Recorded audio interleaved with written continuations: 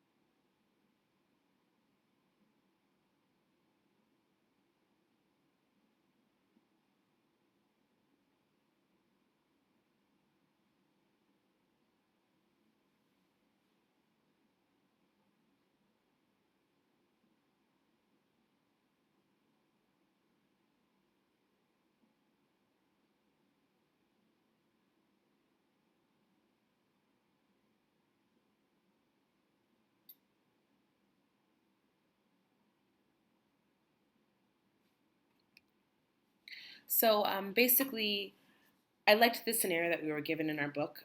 Basically, it was about the patient denying the advice that the provider was giving them, and the provider kind of explaining themselves to them, and then giving that moment of silence. And I feel like what that silence definitely did was instead of fighting the patient and thinking that you need to say more to convince them of what you're saying is right, the provider took a moment and allowed the patient to listen to what he was saying and evaluate, maybe I don't know what's best for me, and maybe I should really listen and think about my options.